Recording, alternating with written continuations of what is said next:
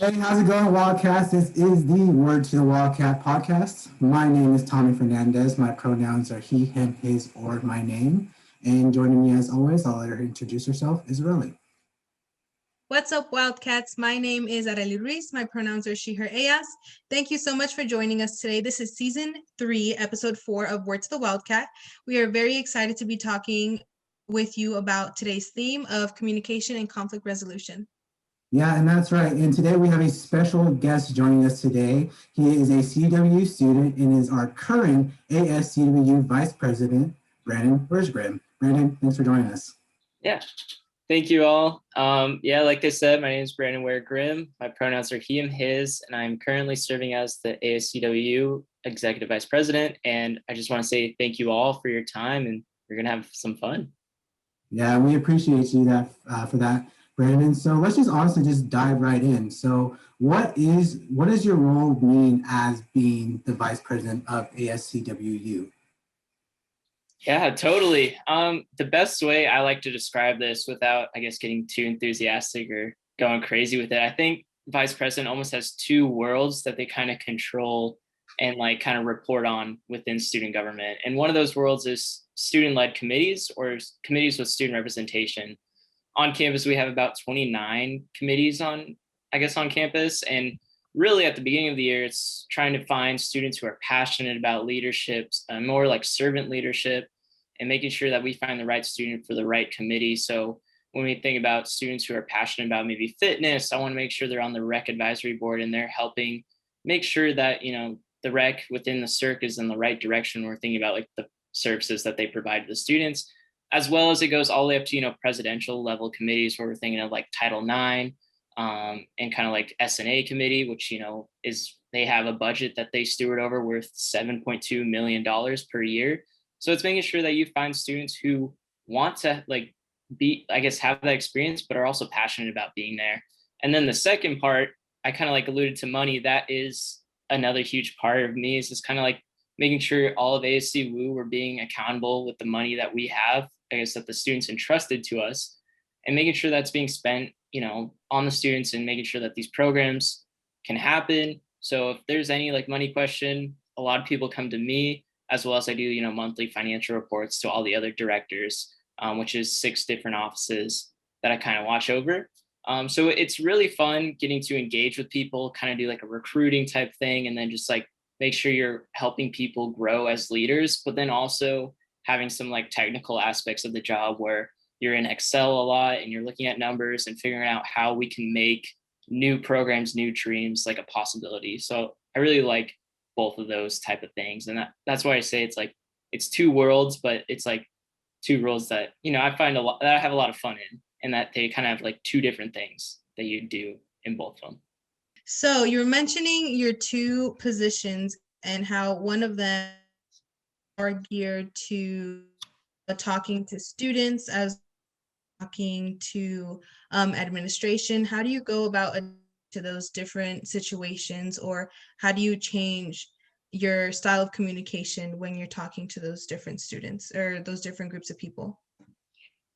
Yeah, great question. And I think the answer might surprise a lot of people, but the most effective communication with either students or administration is pretty much like the same type of approach. And so when I think of like the approach is when you're trying to just be like sincere and genuine, and that you're always making sure that like the students' needs and focus are at the forefront of like the conversation, and that you're making it clear that you prioritize the students. Um, it's really kind of like the same thing that I would do when I'm talking to maybe like the CFO, which we all have our counterparts. And so for me, it's talking to like the CFO of the university. So it's like if I'm talking to a student and they're just like how offering their concerns, I'm gonna be there. I'm gonna listen. I'm gonna make sure that their voice is heard. But then the same thing with like the CFO, if he's talking about his concerns and the financial situation that we're in, I'm also going to be equally engaged in like also resonating with his concerns, but also letting him know that, how does this impact the students? When I'm talking to students, it's easy to, obviously know that this is their needs. This is what's most important. But at the same time, that's just, well, the whole job is to be, an approachable and talkable person. but to make sure that the student voice is always heard and always at the forefront. So it's interesting that a lot of people think you kind of like switch up your styles to be more formal, but when you kind of think about it, when you're in your own life, like if you're super rigid and you're trying to be super formal and you focus a lot on your talking, you usually aren't that effective of a communicator. And that's kind of something that I've learned along the way. And the more I talk about just, being a genuine person, the more that the student starts acting that way towards me. And same with like, you know, an administration person at the university. And that's when you kind of like get those genuine connections. And I think that's just like missed a lot of times. But when you truly want to connect with someone, the most effective communication is just being yourself and, making sure that you have a genuine, congeniality basically. And so that's what I want like a lot of people to know is like you don't have to be a different person. When you're being yourself, that's all you need. And that's how you probably, have the most effective conversation with anyone. Yeah, and that's really interesting because I think how you said it, be yourself. I just think one thing that's just so it could be intimidating sometimes, like, you're talking to a student, they kind of been in your role, you kind of know what they're going through, but then talking to some of those higher administrators, does it ever get intimidating or are you just kind of just more comfortable now since you kind of had experience being more involved on campus? Yeah, I will say, I'm a lucky person for the experience that I've had where it comes with dealing with, I guess, administration and staff. I've been within, like, I guess, like a student involvement role or part of like student success since freshman year. So I've had a lot of time to grow as like I've developed my confidence. But really, I want everyone to like, the first thing that you should do when you wake up, and it's something that I've been trying to practice too, because it's hard during these times, is to wake up and make sure that, you're filling yourself with positivity and self-encouragement from like the moment you get out of bed. And for me, when I kind of started doing that and started thinking about, what I'm doing is important, being here is important, being in school, bettering myself on like an education side, like academic education, bettering myself every day there. And then also having this ability to serve students. It's like what I'm doing is having an impact. And then it encourages me to kind of like every day build confidence without even like engaging in a conversation with someone who may be intimidating. But when I just kind of like think of bringing positivity, maybe smiling more, something like that. It's weird. It kind of feels like a mental health tip, but really, I think that type of thing spans super far into like when you're having conversations with people. And so it's like take the step before you even, say hi to the person or start that conversation, make sure you're taking care of yourself and, build confidence that way. And then naturally from there, you'll say hi, once you're finding that confidence inside yourself. And the more times you say hi, the more times you engage in conversations, your confidence will just keep growing and growing. And that's something that I kind of like learned from freshman year all the way till now, my fourth year.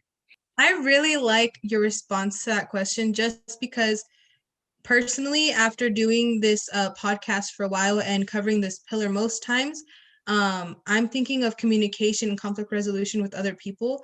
But when you were just talking about that, I was just like, wow, you can converse with yourself, you can communicate with yourself, you can resolve conflicts within yourself. And I feel like that's really important and really hard to acknowledge because honestly, we've been doing this for like 3 seasons now, and it never just clicked with me until you mentioned that. So is there anything else that you would say is like shows up in like that aspect, like communicating with yourself? Because you discussed it a little bit right now, but I would really want to like hear a little bit more just on your perspective, just because it just, I don't know, just mind blown right now because I just never thought of that. Yeah, absolutely. And I think I'll definitely delve into it more as we go on, because I think every time you engage into a tough conversation, the first conversation is with yourself versus that other person. And one thing that I always try to think of myself is like, who do I want to be? And then it's always like projecting that self, I guess projecting that image onto myself. And it's like, there's a way every day you kind of have that inner conflict of like your winner self and then like your loser self. And so it's almost navigating that every day is that who do you want to win today type thing? Do you want your winner self to win or do you want your loser self to win? And so every day when you're thinking about, this is a great day, I have all this stuff that I'm going to accomplish today. And you're kind of like happy to go do this stuff, or like maybe have that conversation with your advisor, have that conversation with your teacher, which you're kind of nervous about.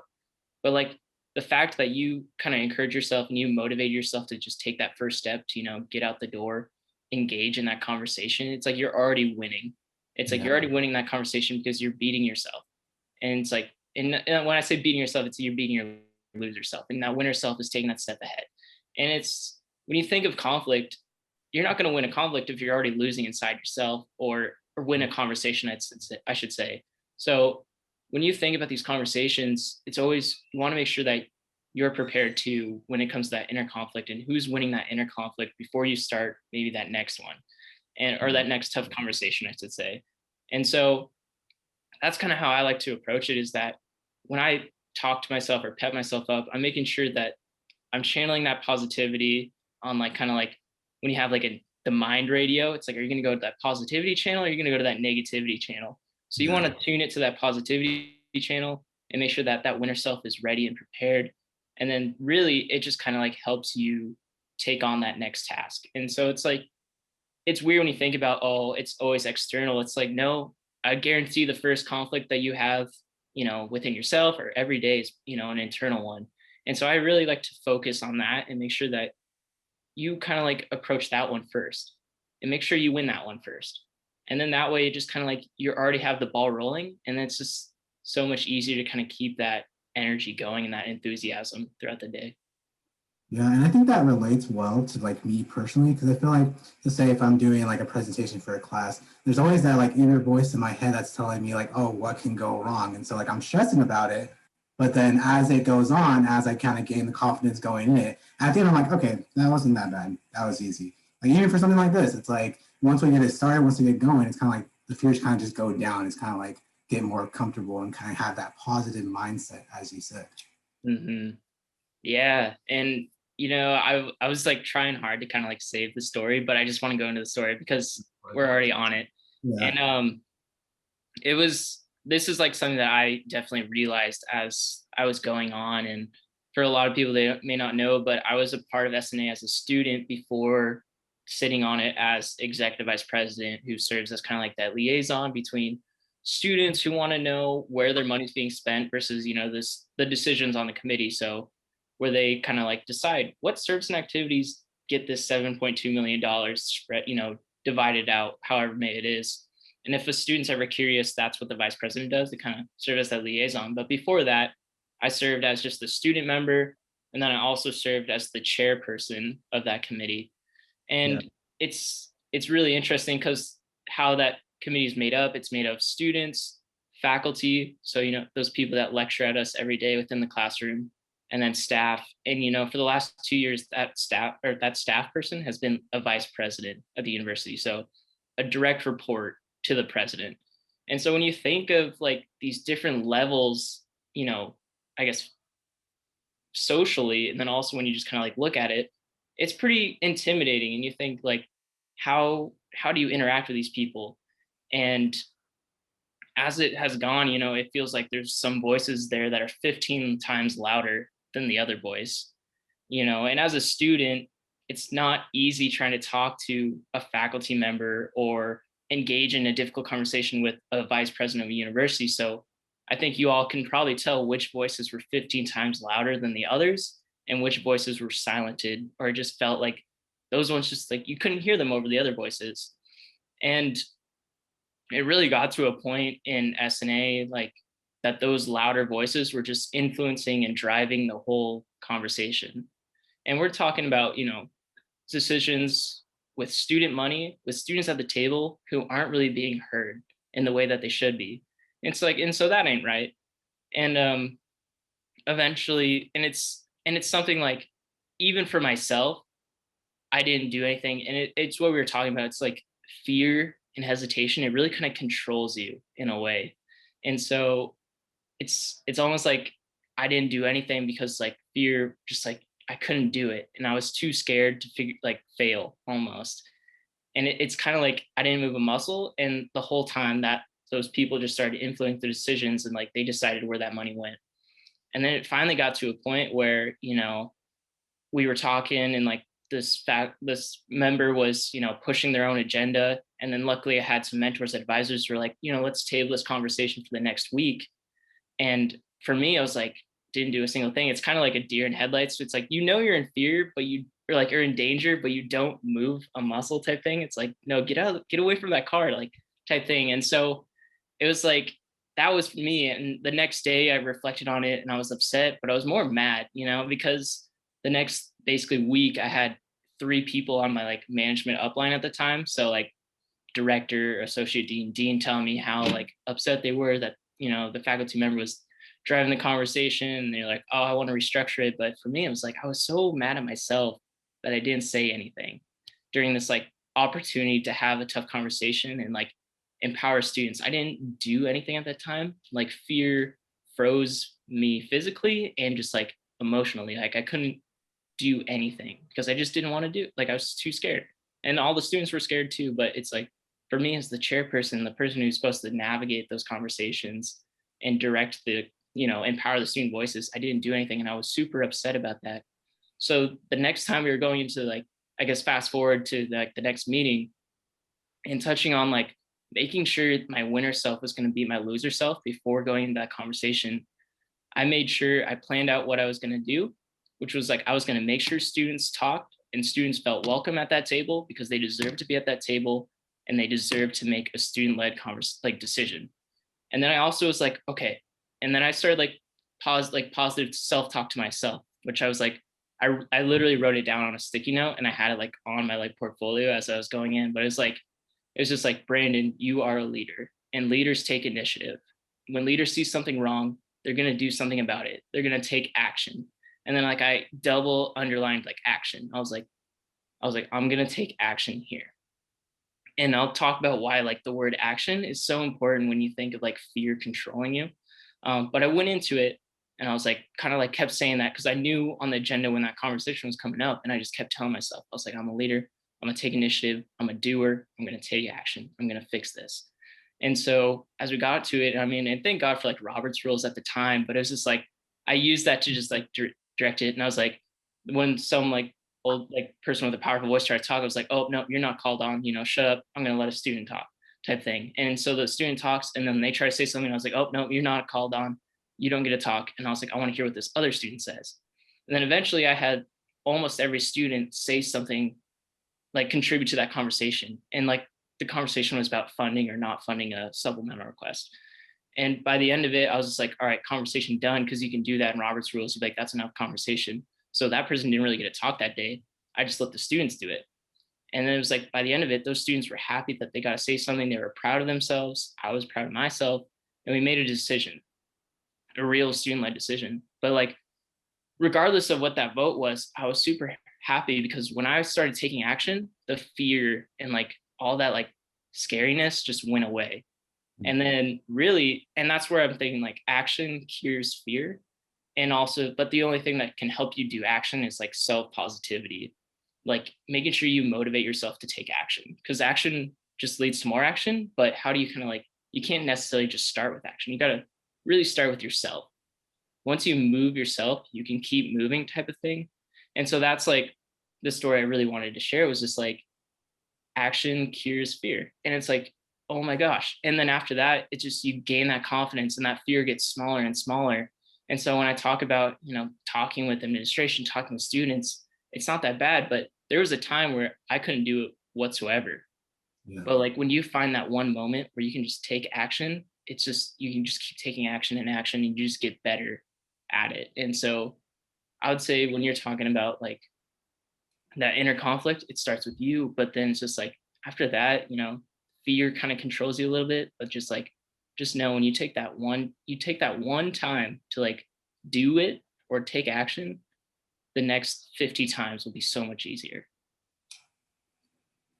I really admire how intentional you were about that, just because like you started off by explaining how you felt this way, that way after that situation had occurred. And then that next meeting, you said you just wrote it on a sticky note. That was the first step of action. And like, I find that like pretty incredible because like, I'm not usually intentional about my action. I just kind of do. That's how I function. But when you actually, like in my head, I'm just thinking of when you're intentional about it, I can only imagine how much more that affects the conversation, how much that affects what's going on in that like room. Cause like you were intentional about it. Not only did you set yourself up to allow yourself to speak and take charge, you allowed all these other students the same like the same opportunity, which I really admire. And I just wanted to bring up because like a sticky note, Brandon. It was a sticky note. And also, you really put it into perspective because Aurelia and I, we've been to a couple of those SNA meetings, and just off of like that one experience, it can be pretty intense sometimes. I remember seeing all these clubs coming try to get these funding, and instead of it going into like a conversation of should we not, it's rather a long debate where people express their opinions, they express how they feel. So the fact that you were kind of in charge of navigating those conversations, I think we'd say we appreciate you for kind of keeping true and like valuing, making sure that students' voices are heard rather than it just being more faculty control kind of conversation or debates. Right. And it's just so, I guess, yeah, it was just one of those most amazing things. It was just like when you empower yourself, you empower those around you, like Aurelia was kind of saying. And really when the way to like rise up in like whatever way you want, whether it's like socially, professionally, just personally, it's you don't rise by yourself, you're lifted by others type thing. And so when you empower yourself, you empower others, and that kind of like almost essentially makes you lighter to lift because you empower those people as well. And so they lift you up and you rise and you build people around you. And it's just kind of like you find success that way and you kind of like grow through these different conversations because by the end of it, you bettered yourself because you took action in that one way. And then when people notice that, they want to take action as well. And so really it's just like start with yourself and then try to help, like, I guess, duplicate that in others in a way.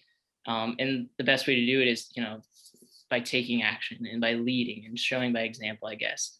And so I think just one of the greatest things of like diminishing fear in yourself, you help diminish fear in others.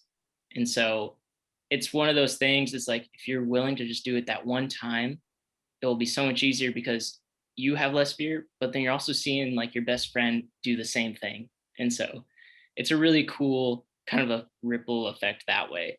And Yeah. so I would just, it's a cool thing. And, thank you for, acknowledging the hard work that SNA does. But yeah, it's almost like an everyday thing and exercise that anyone can do. And so I definitely like encourage anyone to find a way to just take action today and grow yourself.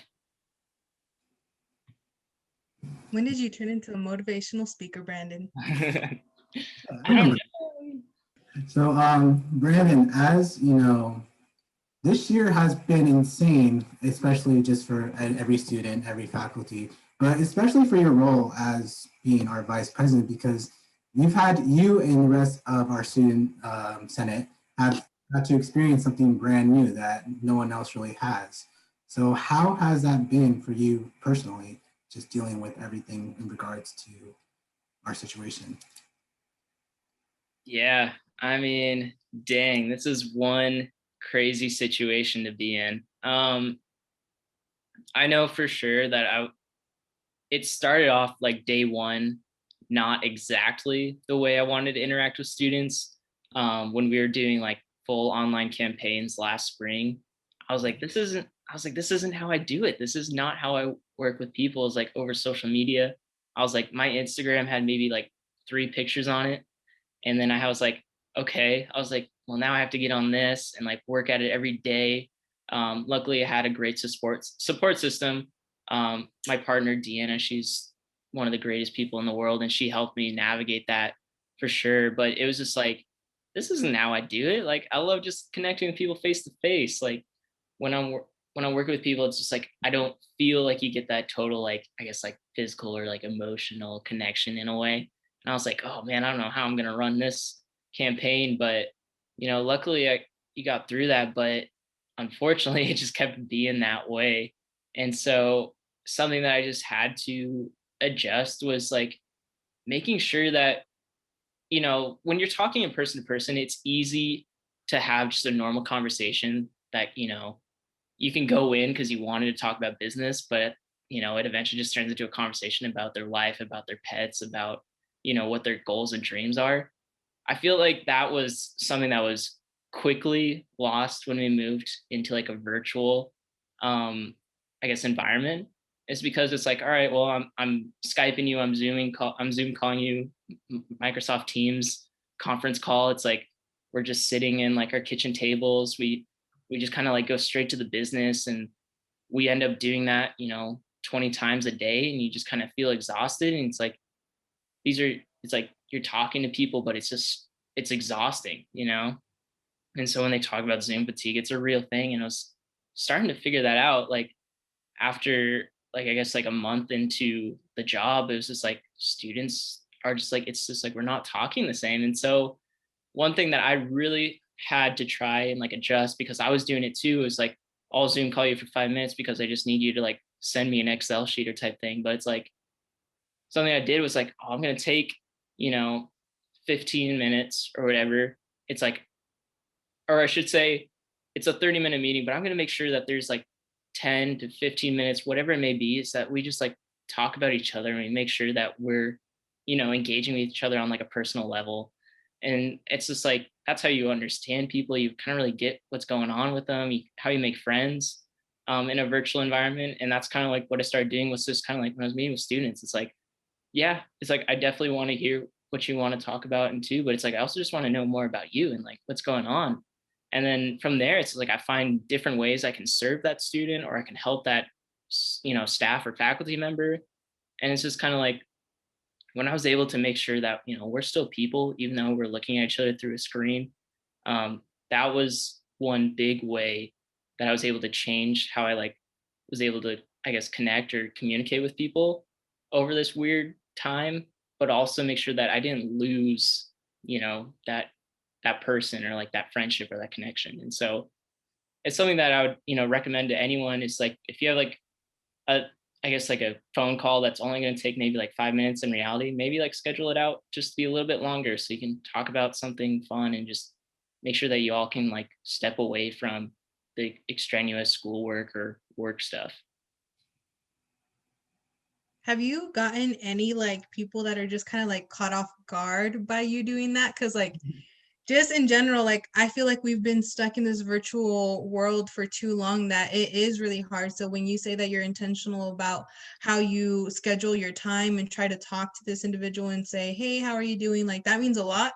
But I feel like a lot of us, including myself, have lost that. And like it is straight to the business. And I personally didn't realize it until you mentioned it right now. So has anyone like really, or just like in general, is there like ever like pushback, like, awkward, like I don't know how to talk about myself anymore type of stuff? And like if so, like how do you navigate that? Oh, that's so true. I mean, when I was first trying to do it, I felt like I forgot how to talk to anyone, period. Like I was like, oh man, how do we do this? Like, how do I just say, how are you? And like build the conversation from there type thing. And so I think a lot of people are caught off guard, because it's just like, even if we just did the business first and I was like, we had a lot of time left over, it's kind of like so quick to just hit that red button in the bottom right corner where it just says like leave the meeting. But instead of that, I was just like, wait, I was like, is that your dog behind you or something? Or like, I'm like, oh, who's that like little person? If it's like an old, like they have a family, and I'm just like, who's that? And then like they kind of bring them over and start connecting on a different level. I mean, I'm sure for like many people, I mean, if it's not obvious, like I definitely want to be like a future dad. Like I want to have kids. I want all that running around. So when I see people who have kids, it's like, oh, I want to talk about it. Like I want to see that kid. I want to like know like how you're doing. How's your kid? I was like, how's his life in general type thing. And it's just like people get so caught off guard, but they're so happy to talk about it once they start talking about it.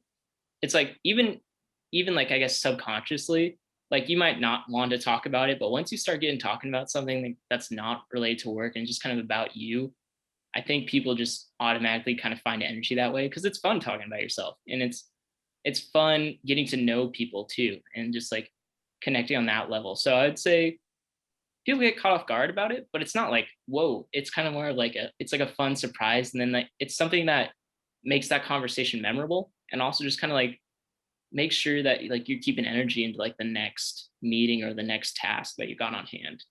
And that's like a two-way street. That works for like me as the person and also for the person I'm talking to.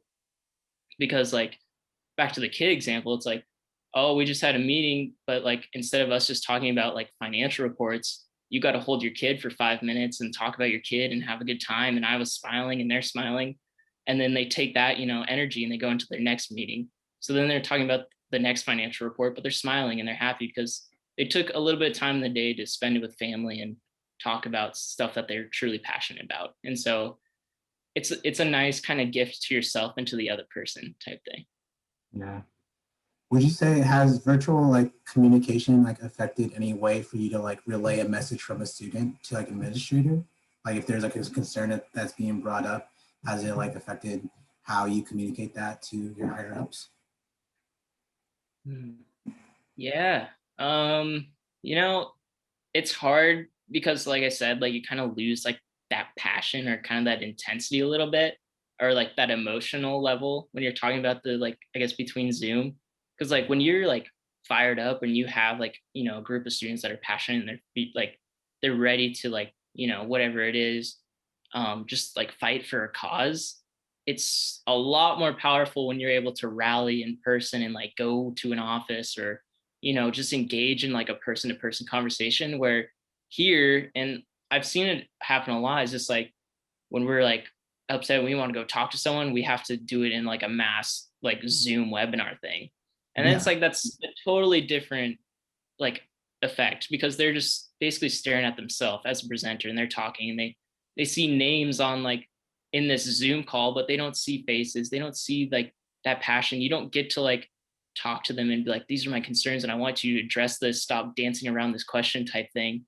It's like they get to do that all day long. And so it's hard and definitely something that we've had to like try to figure out how we can get past that. Mhm. And so really it's like we have to take those concerns and it's hard as like just a normal student being like us being like we hear you, but we can get into like that meeting where it's more face to face like this or just like it's just on a different level of intimacy so it actually like sticks with them and they actually get something done because we can keep them accountable. But it's just like hard as a student, you just like, oh man, it's like all right, I mean just take it and run with it. But it's like before this stuff, it's like ASCWU was like one of the coolest things because they would take that student and they would go and connect them with that person right away. And they would sit there and they would just make sure that something happened. And it's like, ooh, I missed that. And so it's like I can't wait for that day to come back. But yeah, it's definitely different. I will say that we still make sure, students are, I guess, advocated for and that change is happening in a positive way. But yeah, I'm just like I know I just can like show sympathy for that student that it's just so much harder to like trust the system. And it's like, how many times can you say that? Just like, just keep trusting in us, keep trusting in us. And like watch this cool, president Zoom webinar where it's like it feels like you're talking to the president, but you're not because like he's just talking to himself. And so it's definitely interesting. But yeah, I mean, the coolest part about this job is that I still get to make sure that, positive change is happening. But yeah, it's definitely different. From what like I've been hearing so far, like we've been talking a lot about like how different it is and how much harder it is. Has there been like any aspects of like, being virtual that's actually helped your job as like VP at all? Yeah, I mean, just knowing that I can be anywhere, like I guess just like reach someone no matter where they are. Like I guess like the whole situation changed the game a little bit. Whereas like it was a big deal to like Skype anyone or like Zoom anyone, and then it's just like now it's like no matter where you are, we can have a talk because it's just like we hop on Zoom anyways. And so something that we've been able to do is just like have a dispersed like board, a dispersed like leadership on ASCWU, but also like reach students that are on the west side. I mean, it's pretty cool because ever since this year, west side students have been more intrigued with student government, so we've been interacting with them a lot more because it's just like it's something that was just like we were never aware of, and like they weren't exactly aware of either. it's just like we finally kind of bridged that gap. Like we finally used technology in a way that it was supposed to be used for almost. And so now we have these real connections with people all over the world, all over Washington state. And it's empowering them to like become more leaders, to have that experience, to like branch out of their shell. Like it doesn't matter where you are. We're all ASCWU students. We're all Wildcats. And like that to me, knowing that our community is a lot more connected and wholesome is a really cool thing that, you know, this weird time, like this electronic, like, I guess like video conference time brought us. And so really cool on that front. Yeah, and I love hearing that, because that's always one thing I wonder, you know, right now I'm in Ellensburg, so I'm pretty connected to the campus, connected to everyone. But for the students who are away, like especially who are on the west side, is how do they draw that connection back to the university instead of it just being, I'm going to be doing my classes from home this quarter? Like, how do they still, you know, maintain that connection to, like, you know, being a Wildcat? That's Yeah, and you know, I think a lot of people would think it's through virtual events, but I wouldn't say that's the case. I would say it's just like all of us just like having more like personal interactions. Like we have time where we're not running around to like different physical locations, that we can be in a place and just like sit on like Zoom and people come through. So your virtual office hours. But also just like when someone like reaches out with an email, you're just like, yeah, here's my Zoom link. And then you just like have these just one-on-one conversations. And it's like when you have just that one-on-one conversation, it's like you're like, well, I want to go, like I'll do that again. Like that wasn't too bad. And it's not like an event where it may be like popping off, it may not be. And it's just like for me, I just have so much more energy when I get to talk to someone like face to face. And I think that's for everyone else when they just get to do that. Like I know here, like I'm having fun because I'm just talking with you all, but it's just like I'm trying to like figure it out. But it's just all I know is like I have a lot more fun, and I feel like there's like energy and passion because like I'm having more one-on-one conversations with you no matter where you are. So like a West Side student, like they'd be like, oh yeah, like attend this virtual event because we're all going to it. But it's like, or you can just like video call me, and it's just like we talk about, you know, they're like, maybe I'm interested in ASCWU, and I'm like, heck yeah, you are. Like, let's talk about it. Let's figure out like what you're passionate about. Let's help you along the way. And it's like a pretty special time because I think this elections is going to be far different than all the other ones. Like, I think we're going to have students from the West Side, you know, main campus, some more international students. It's truly like, I truly think, you know, we're finding like a full, you know, diverse and encompassing like leadership that we haven't had before. You know, it's been very like Ellensburg dominated. So it's just like, for me, it's like, it's really cool that this time has really like spearheaded and accelerated our growth to like know that like anyone can be a leader and anyone has the opportunity to like, I guess, do whatever they want to do type thing. And so it's fun. And it's just like, you don't just have to be on Ellensburg. You can be anywhere, man. yeah, and elections are starting up pretty soon, right? Well, like the process of finding candidates and stuff like that. They are. So yeah, I mean, the official like a window to be like a candidate who would go on like the posters and stuff, so be an official candidate, just closed. We have like a handful of candidates, which will be released shortly. But if students still didn't even fill out a campaign, they can write in, or a candidate registration form. They can write in and still be a someone who runs for student government. So it's still open to anyone, wherever you are. If you're listening to this, do it. And it's just cool because I know like the people that were trying to engage with me and like pick my brain about executive vice president, there's like a wide range of people. And so I'm really excited to see how that turns out and how like all the other ones turn out as well. That's great. I'm actually really excited. I won't be here, but later on, hopefully that leaves a long-standing legacy of y'all just doing y'all's great work, and hopefully a lot more people are engaged, because I know for a fact that a lot of people that are not on main campus they're not per se missing out, but they're missing out on like the experience because they've kind of like, not by their own fault, but just because we've kind of been a little bit more exclusive to here. It's just been a little bit easier, I guess. But that's really beautiful, and that's really exciting to hear.